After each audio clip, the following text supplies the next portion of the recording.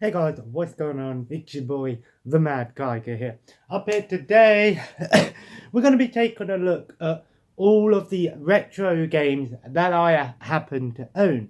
Now, now these are mostly cartridge-based games, but there are a few disc-based games here. Now, I have a ton of PlayStation 1 games as well, and obviously there's all the handheld retro stuff like Game Boy and things like that. I don't particularly get many Game Boy things because I have the Game Boy games on my modded system, and not only that, I've always preferred a controller and a TV to a handheld device. Although handheld has its perks and has its great stuff to it, it's a different thing altogether. So if I were to do a video on all the handheld stuff in terms of retro, it would be its own video, and it wouldn't really make sense to have them in this video. Now, unintentionally, I have two Sega consoles and two not NES, sorry, two Nintendo consoles. Everyone knows the Nintendo versus Sega war, and it's all everyone talks about when you're talking about the 90s and the late 80s and the 90s in terms of video games. You know, the Mega Drive versus the NES, and then the Mega Drive versus Super Nintendo, N64 versus Saturn versus Dreamcast, and so forth. You know, and while yes, Nintendo technically did win the war, I think both companies, both have great systems and have great value. And you might ask, I've got all of, why have I got a cough? I've got all of these games pretty much. If I want to play on my modded systems, why do I need the physical version? Well, there's a bit of history behind the games, and I like to preserve games. I'm a collector, and I think there's something about putting in an old console and playing the game how it's meant to be played. It's a trip down memory lane for some and nostalgic for some, but for others, it's a new experience altogether. Now, we're going to start with the Mega Drive. Now, I don't have a lot of games here, that's why I couldn't do a dedicated collection video for each system, because I don't buy a lot of retro stuff too much, unless I find it for a good price. I'm more focused on the modern stuff at the moment, but I do try and keep a variety going. Of course, you know what systems I'm going for. But up first, we have a couple of loose cartridges. Now, that's the thing about retro games, especially cartridge games. Often you will not find a box copy, and it's going to cost you more with the box. Now, most people don't really care about if they have the box or not in terms of old games, because it's the game you're after, but I think having the box does increase the value of what you've got, but also, it means you're more of a collector. I prefer to have box games than unboxed games, but when it comes to cartridge systems, I'm not that bothered if I don't have it a complete box, because I know that I'm going to have to fork out a little bit more money, and because I don't play these games seriously and take them too seriously at this particular moment, it's not worth the investment right now. But what I'm saying is, maybe in the future, and once things have all been sorted out, I probably will try and sort these games out and properly look into them. Just at the moment, I can only really find retro games in CEX at the moment, or if I'm lucky, a charity shop. But you can't go wrong with Sonic the Hedgehog. I'll talk more about this because I have got the box version, but that was just to show you what the cartridges for Mega Drive look like. Now, here's my other loose game. It is Aladdin. Now, I know a lot of people are going to sit here and go, really, Aladdin? Why do you have this game? Ironically, and really surprisingly to some, this is one of the best games on the Mega Drive.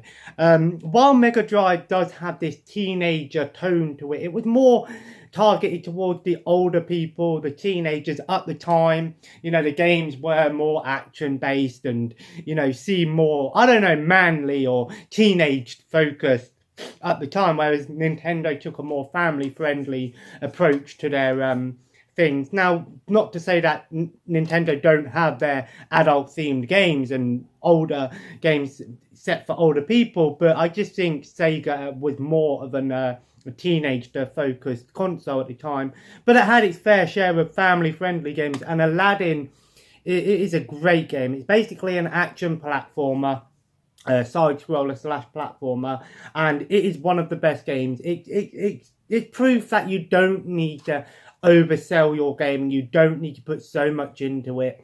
The basics work quite well. The graphics are fucking awesome. Disney games in the 16-bit era were amazing, and there are a ton more great Disney games on the Sega Mega Drive. Or Genesis for you guys in America. But you can't go wrong with Aladdin. This game isn't too expensive loose, but I haven't seen it boxed. I think I paid like £8 for this or something. But yeah, you can't go wrong with this game. Absolutely fantastic. Now, we go on to the box games. Now, again, I don't know what it is, but I love box Sega games. I really love the cases. It just reminds me, when you walk into a store back in the day, in the rental days and things like that, and the games were on the wall like that, and you pull them off. I don't know why, they remind me of like the video games you've seen in like the old Simpsons episodes and stuff like that, and other animated TV shows. But Sonic the Hedgehog is absolutely one of a must-have for Sega Mega Drive collectors. It should be the first game that you get if you're going to start collecting seriously. And again, I have the full copy with the manual as well. And it is nice sometimes to take a look at some of these old manuals. And yeah, I think Sonic the Hedgehog 2 is a much better game than the first one. But this is what started it all off, This is what made Sega famous, to be honest. Yes, there was the Master System beforehand, and there was Alex Kidd and stuff, but I think most people preferred well, I wouldn't say preferred. Most people had the Mega Drive over the Master System. The Master System wasn't very popular in America, but it was very popular over in Europe, and also, I believe, in the UK and also Brazil. There were a ton of games released in Brazil, because I don't know why it did, and it went on for ages in Brazil. It really hit off in Brazil. But yeah, so here's a fighting game. It's Eternal Champions. From what I hear, it's quite a generic fighting game with like fantasy style characters. If I haven't played the game, I can't sit here and explain the game, you know what I'm saying? But I hear it's a bad, some people say it's a bad game, other people say, oh, it's an awesome game because they had it as a kid. Don't let nostalgia blind you. If a game's bad, but you had it as a kid, it's still a bad game. Just accept that it was a bad game, but remember all the good times you had with it. Now here's the Incredible Hulk. This was actually, ironically, one of the first Mega Drive games that I got when I picked him up. And yeah, the Incredible Hulk. Now Marvel, again, everyone knows Marvel. They were quite popular in the 90s. With TV shows. There were a bunch of Marvel TV shows in the 90s, and I don't know if this is particularly based on any particular thing in the Incredible Hulk universe, whether it's based on an actual show or it's based on a comic. I just think it's a generic Incredible Hulk game. It sort of looks like an action side-scroller / beat-em-up kind of thing. And that's what you want with old-school Marvel games and old-school superhero games. Beat-em-up games, they're amazing. I would love to have every single Marvel game one day over a generation of all consoles. Now here we have Bart versus the Space Mutants. You probably might recognise this game if you watched AVGN. Partly one of the reasons why I got it. I believe it's very similar to the NES version, but again, it's 16-bit. It's just an average side-scroller game where you play as Bart Simpson. From what I hear, it's a pretty bad game. I don't know how good the Mega Drive version is. I only know stuff about the NES one. And then we have kind of an oddball here, and it's still got the Sega logo on the side. That is amazing, which makes me believe that, yeah, this case is amazing condition inside. It's like almost nobody's played it. Still got the Sega sticker on the side. That is great. Yeah, Mega Drive Global Gladiators by McDonald's. Ironically, this isn't the only McDonald's game, nor is it the only branded video game. Back in the, the 90s, and when video games were really hitting off, all these companies like McDonald's and things, went branched out to, video game developers and goes, make a video game for us, please. Most of the time they were bad games. They were nothing more than, advertisements, but I don't know. If I play this game, will it make me want to go and have a Big Mac? I don't know.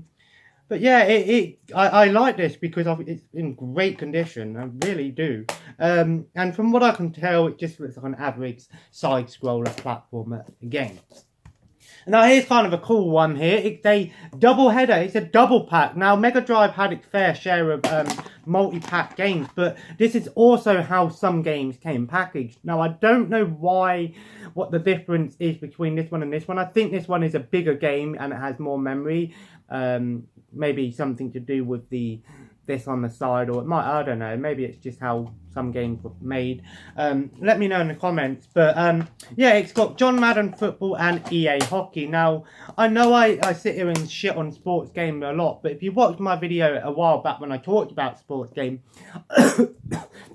I said how if I'm gonna play a sports game, I very much think the old school sports games, before the 3D era, stuff like this is where it's at. If you want to play something that's just fun and it's based on a sport, even if you don't like the sport in particular, you can still have fun with it. Whereas the newer stuff, the 3D stuff like PlayStation 1 and stuff like that, you're not going to be overly keen on those sports games unless you grew up with them. But next we go on to the Super Nintendo. Now, I never had a Super Nintendo as a kid. Again, it was before my time pretty much. It was still out, but I never really remember people talking about it. I've learned about it now, obviously, as I've got older. And yeah, I'm happy to have a Super Nintendo in the collection. There are a ton of great Super Nintendo games. A lot of people often put it out there that the Super Nintendo is the best console ever made. I don't know about that, but I know there are a ton of great things. But up first, I have a Super Game Boy. Now, this is kind of it's not a game as such, but it does have some things that you can mess around with. And basically, you plug this into your Super Nintendo in the cartridge slot, and then put a Game Boy game in there, and you could play Game Boy games on your Super Nintendo. And that was really interesting to see back in those days, because it was really weird to see a handheld game being played on a big screen TV. Not only that, it gave you the option in some games to be able to play the games in colour, because the original Game Boy was a black and white console before, well, it was green and black before they brought out the black and white version. But this is something that if you're a fan of Super Nintendo, you're definitely worth getting one of these, because you can open up a new collection with original Game Boy games. They did release a Game Boy Advance player on the GameCube, but again, I already have all the Game Boy Advance games on my Wii Cube. And now we've got a bunch of things. I don't have any box Super Nintendo games, unfortunately, but we'll see how we go in the future. If you're a fan of, FIFA 19, is it? Well, here's the original. I think this is the original FIFA game. I might be wrong, but it's just FIFA International Soccer. Might have to blow this one in one day and just see.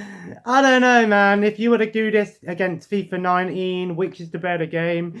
I know FIFA 19 probably is a better designed game, and it's got all of the, the new things in it. But I don't know, man.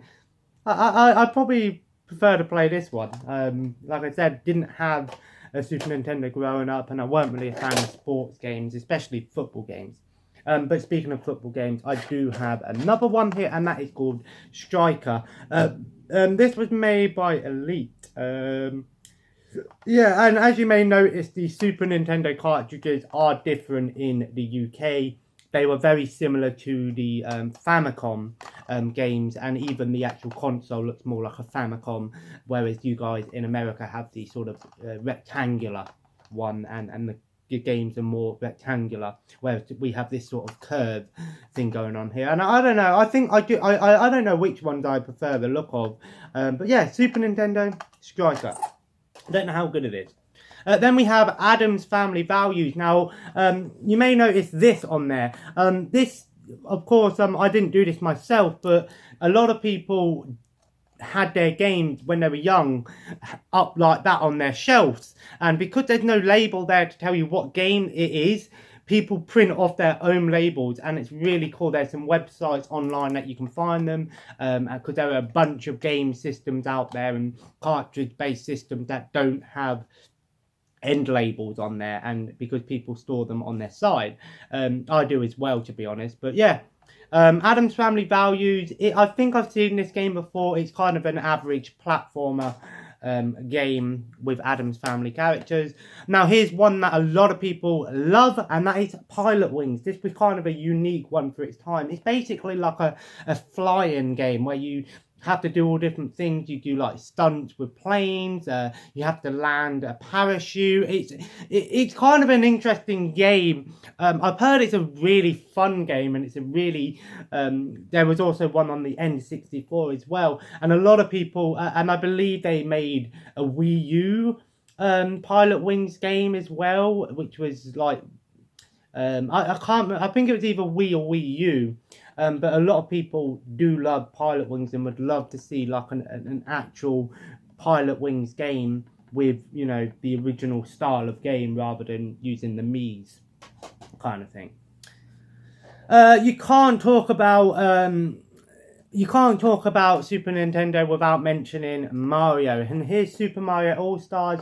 A lot of people got this game bundled with their Super Nintendo, and it's basically Mario 1, 2, and 3, and also the Lost Levels, which was actually Mario 2 in Japan, but in the rest of the world, Mario 2 never came out, and because it was called Doki Doki Panic in America, and then they switched that to...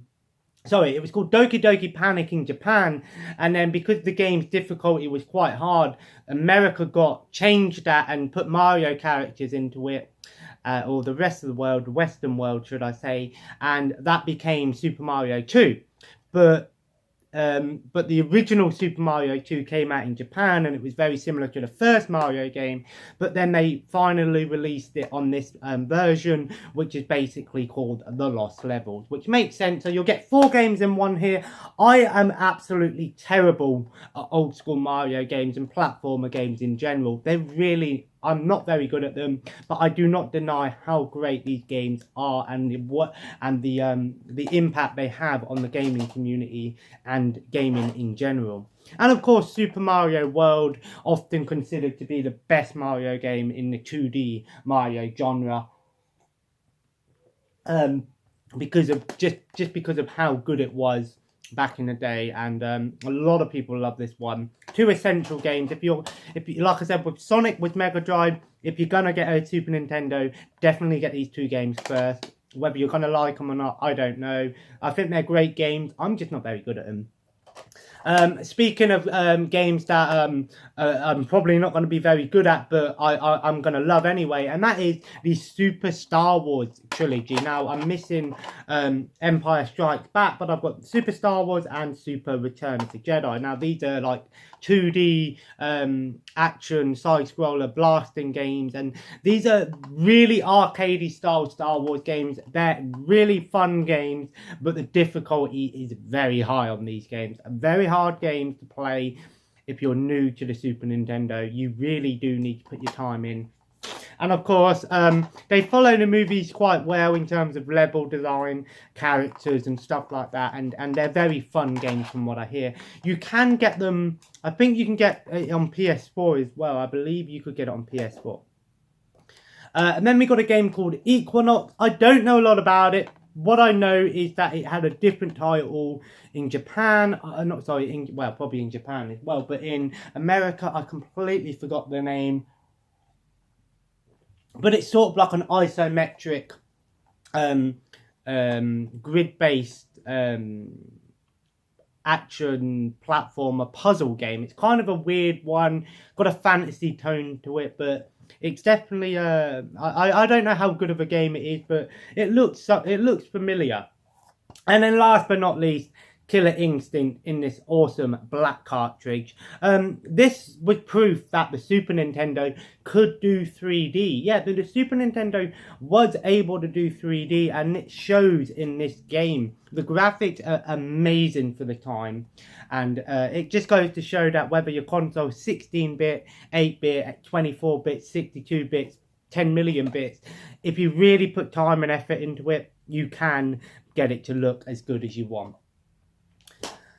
And then we might as well stick with, actually, we'll swap over back to Sega, and we have the Dreamcast. Now, I only have 5 Dreamcast games, but the Dreamcast was actually the last of the Sega consoles. Now, it kind of sucks, but it was, it lived on for a while, and it was a good console to go out with. I never had one growing up, but I remember seeing it, a lot of games for it and stuff like that.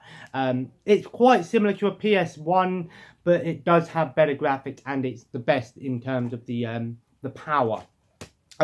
We have UEFA Striker, just a generic football game. Like I said, I'd rather play, like a 16-bit football game rather than, an old school 3D one kind of thing. Then we have F355 Challenge, Passione Rossa, which is basically a racing game, but notice that it says online functions. Yes, the Sega Dreamcast had online back in the day, which was quite spectacular to hear about. And I believe this is just like a Ferrari-based racing game. And then we have Virtua Fighter Third. Even though it says third, but the title, the way the third is written, it just seems really weird. Fighting game, very, very well-known one if you're a fan of Sega. Awesome fighting series. How good this one is, I don't know. But if you're a fan of 3D fighters, look out for Virtua Fighter, And then we have probably the well, I wouldn't say the holy grail, but the go-to game on the Sega Mega Drive, and the case that's a problem with Dreamcast cases, is they're very, very fragile, kind of like PlayStation 1 games. So that sucks. But that is Sonic Adventure. Probably often confirmed as to be the best 3D Sonic game.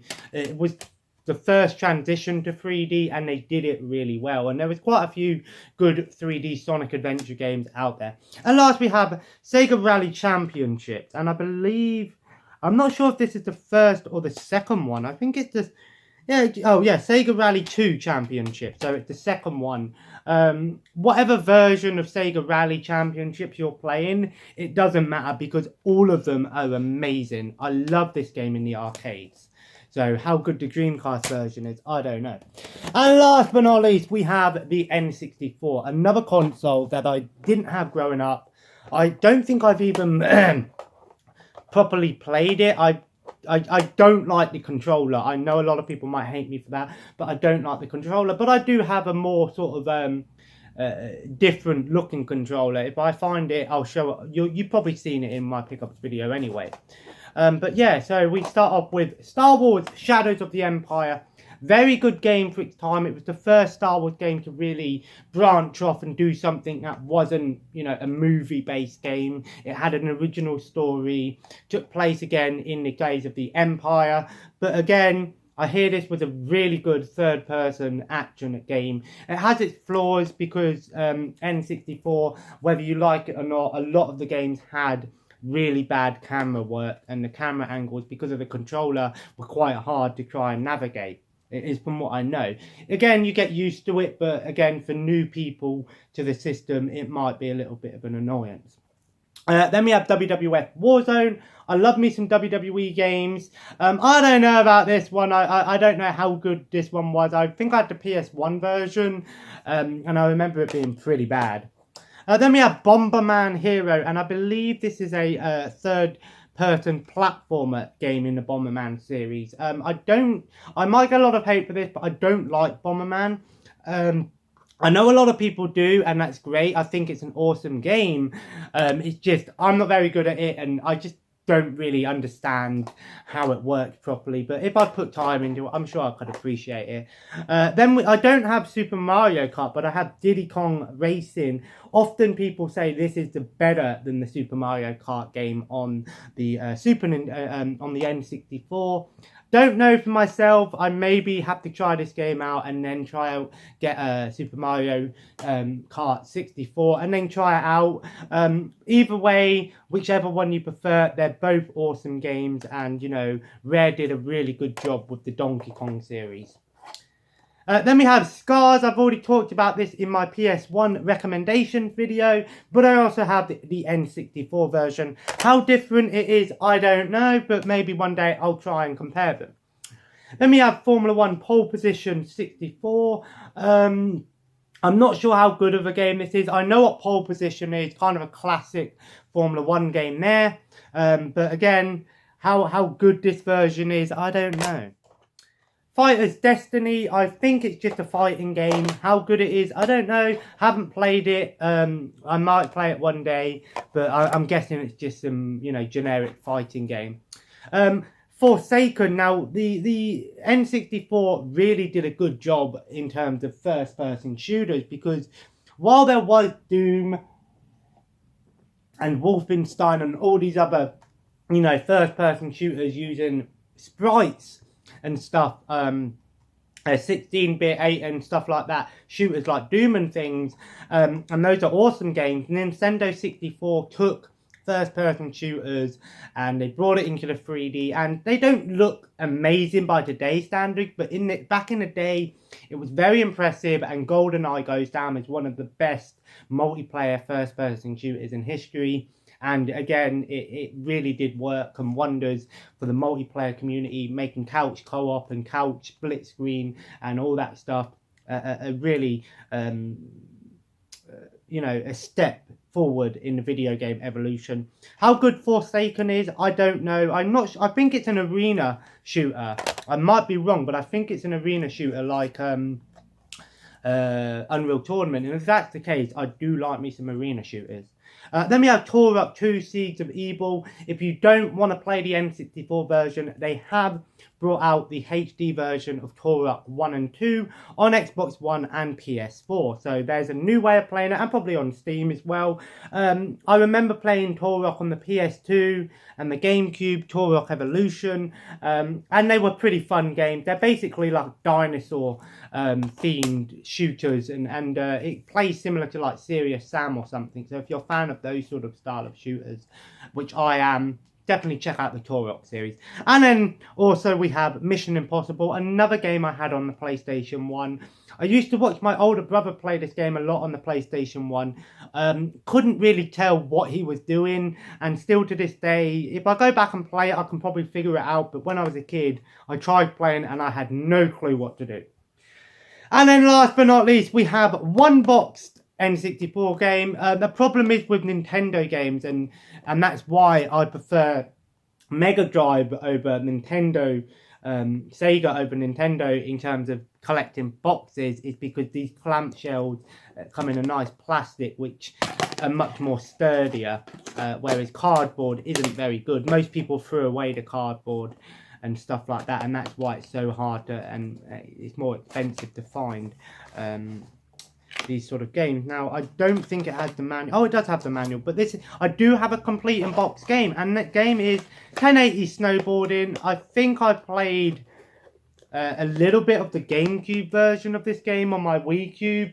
It's a snowboarding game. I'm not sure if it's an amazing one or if it's a generic one. I think it was quite popular back in the day, before SSX came out.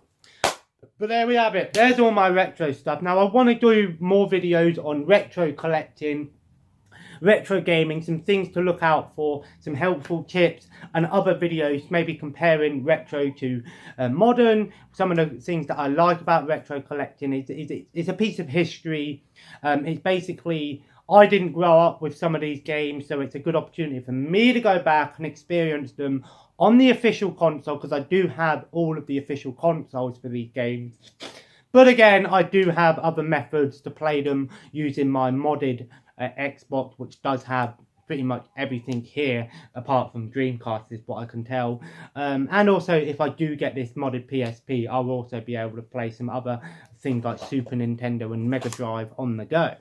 But I do like having physical versions. One day I will get all these consoles set up and ready to play, and maybe one day we'll just have a day where we play some retro games or do something awesome. If you guys enjoyed this video, feel free to leave a like, and of course comment below. Let me know what retro stuff do you collect for. What did you have growing up? I never had any of this apart from the Mega Drive, but I was like 3 years old, so it doesn't count. But I did have one. Well, my family did. But it's so great now that I'm older, I can get any console that I want if I really want to.